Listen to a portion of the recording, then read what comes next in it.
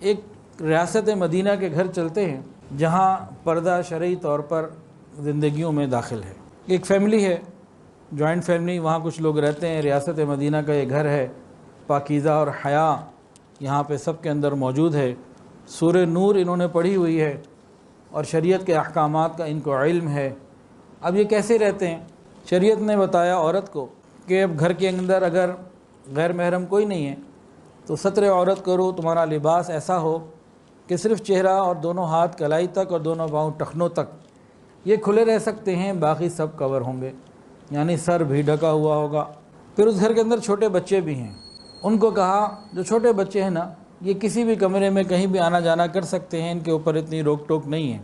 لیکن کچھ بڑے بچے بھی ہیں، لم یبلغ الحلم سورہ نور، جو بلوغت کے قریب ہیں بھی بالغ نہیں ہوئے، ان کے بارے میں حکم یہ آیا کہ یہ اگر اپنے ماں باپ کے کمرے میں بھی جانا چاہیں تو پوچھ کے اجازت لے کے جائیں۔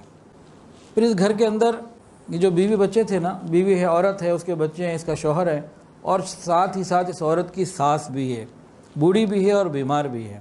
اب یہ نوجوان بیٹا شادی شدہ اپنی سگی ماں کے کمرے میں جانا چاہتا ہے تو شریعت کیا کہتی ہے؟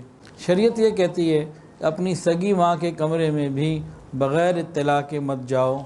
اچانک سے نہیں جا سکتے، گھر اس کا اپنا ہے، ماں بھی اپنی ہے، گھر میں بیوی بچے بھی موجود ہیں، تو سگی ماں کے کمرے میں بھی بغیر اجازت کے جانا منع ہے۔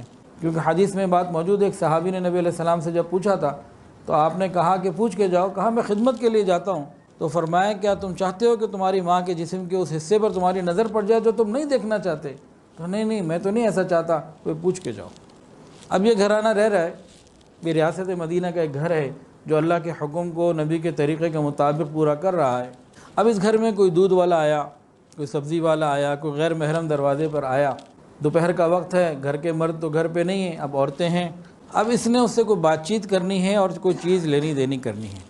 مثلا دودھ والا آیا تو برتن دیا، اس میں دودھ ڈلوا کے لے لیا، یا سبزی والا آیا، سبزی لی، پیسے دیے، اور اس سے کوئی بات چیت کرنی ہے اور کوئی چیز لینی دینی کرنی ہے۔ تو قرآن مجید نے کیا حکم دیا ایسے گھر والوں کو؟ یہ وہ گھر والے ہیں جو اللہ کے حکم کو ماننا چاہتے ہیں اور جنت میں امی عائشہ کے ساتھ رہنا چاہتے ہیں۔ یہ عورت وہ ہے۔ اس کو کیا حکم ملا؟